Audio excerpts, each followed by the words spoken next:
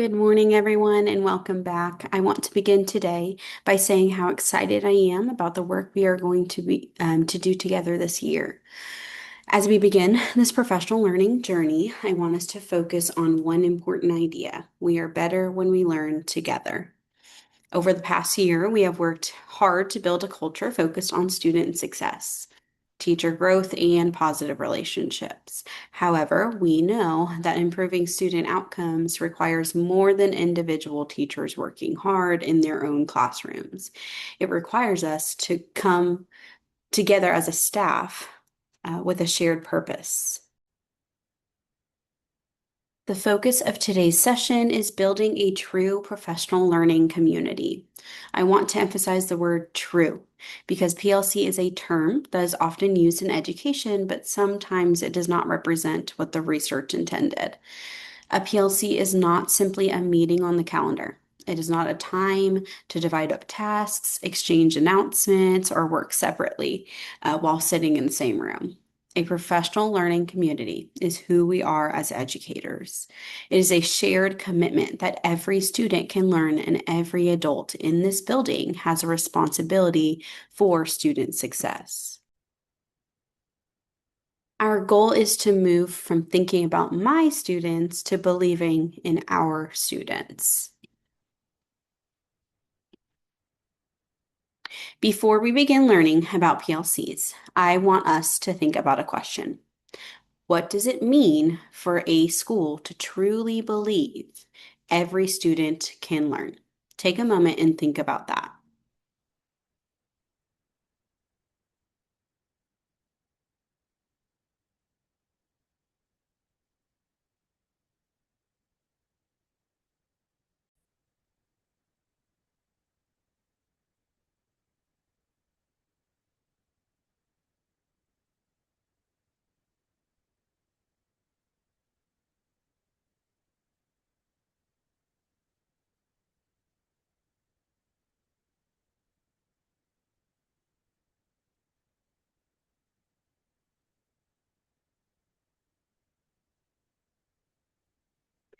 When we say we believe every student can learn, that belief changes our actions. It changes how we plan, how we respond when students struggle, how we celebrate growth, and how we support one another. A culture of learning requires us to shift our thinking. Instead of saying, my students are struggling with this concept, we begin asking, what can we as a team do to help students succeed? That shift is the foundation of a PLC culture. Now, this does not mean we ignore individual teacher strengths or creativity. In fact, it is the opposite. PLCs allow us to bring together the expertise, experiences, and ideas of every educator so that all students benefit. Our students do not belong only to the teacher whose name is on their schedule. They belong to all of us.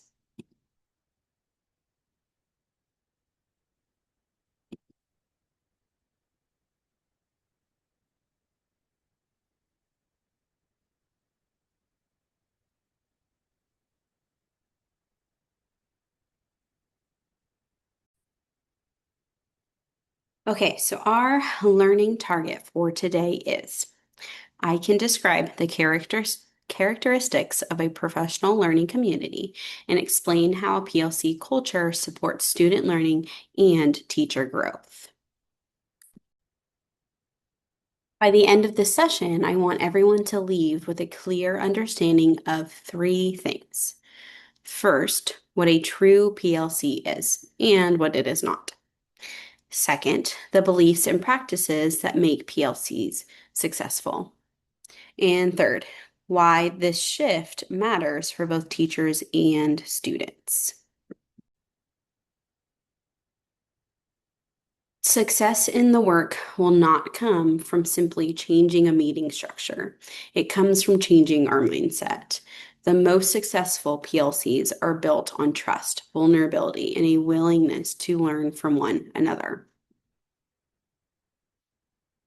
Okay, before I tell you what a PLC is, I want to hear what you already know. We are going to begin with a KWL reflection. The first two sections are, what do we already know about PLCs? And what do we want to know? So take a few minutes with your group and discuss your current understandings of PLC.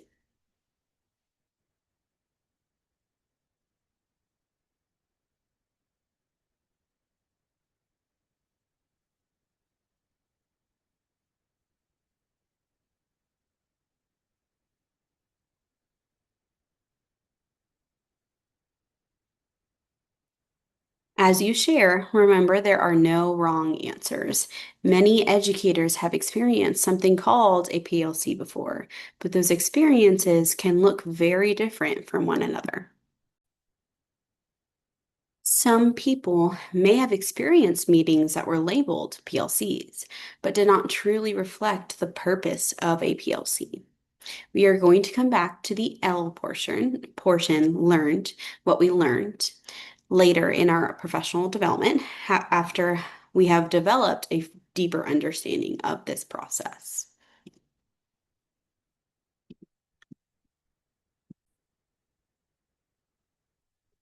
This is one of the most important ideas I want us to walk away with today. A PLC is a culture, not a meeting.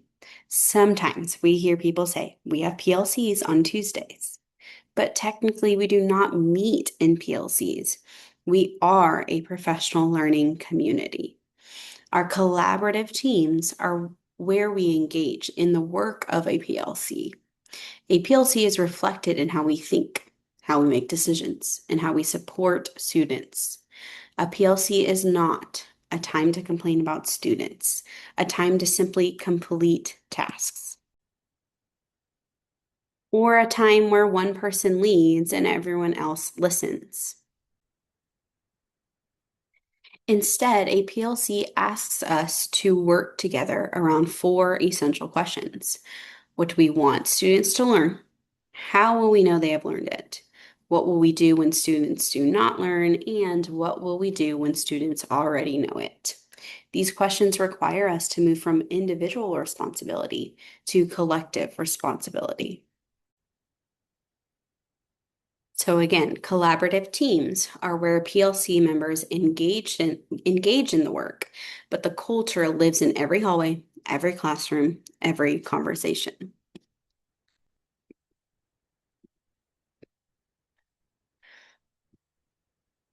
Okay, so what is a professional learning community? Richard Dufour, one of the leading researchers on PLCs, describes professional learning communities around three major ideas. The first is a focus on learning. The purpose of our work together is not simply collaboration for the sake of collaboration. The purpose is improving learning for students. We ensure students learn, every student, every day. The second is a culture of collaboration. Teachers should not have to solve every challenge alone.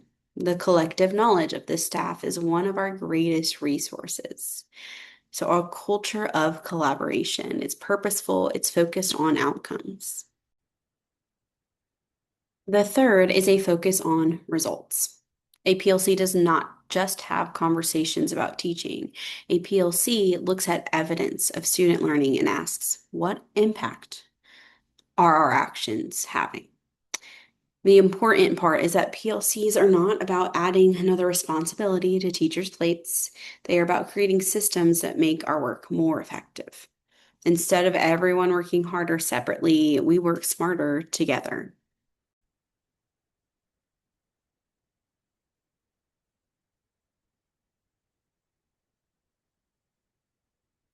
The four essential questions that drive PLC work. The first question, like we had said, is what do we want students to learn? This means we have clarity about the essential standards and learning expectations students need to master. The second question, how will we know if they have learned it?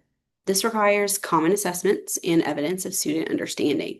We cannot know if students have learned unless we intentionally check. The third question, how will we respond when students do not learn? This is where intervention and support become a collective responsibility. When students struggle, the question is not why didn't they get it? The question becomes what can we do differently to help them? The fourth question, how will we respond when students already know it? Students who have mastered content also deserve opportunities to continue growing.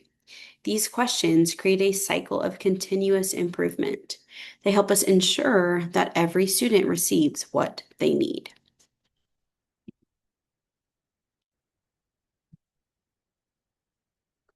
Okay, now let's talk about what PLCs are not. It is important that we recognize the difference between traditional meetings and true PLC work.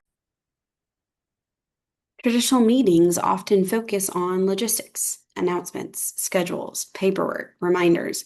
Those things may be necessary, but they are not PLC work.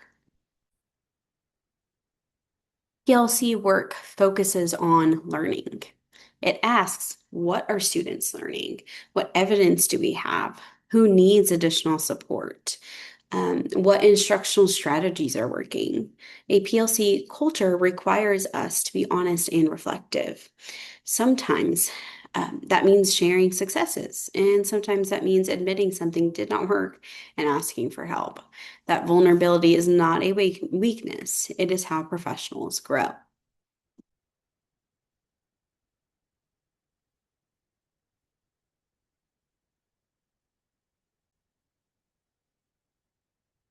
I want us to reflect on where we are going as a campus. So discuss these questions with your group. What is one belief about teaching and learning that must exist for PLCs to succeed? What opportunities do we already have to move from my students to our students? And what will we need from one another as we begin this journey together? Go ahead and discuss as a group. You can use those sticky notes that are on your table to write them down.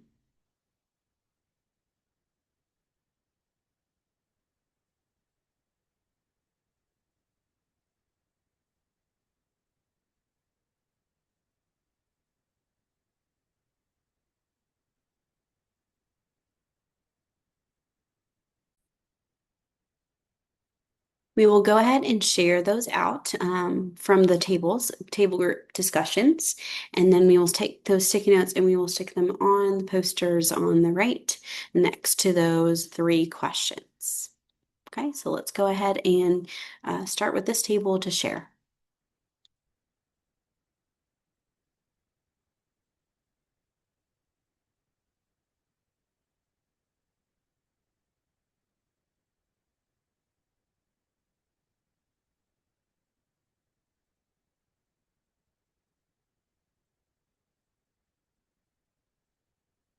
Some thoughts that I heard within your discussions and what you have shared is just that the success of this work depends on trust. It depends on being willing to learn from one another, and it depends on recognizing that every educator in this building contributes to student success.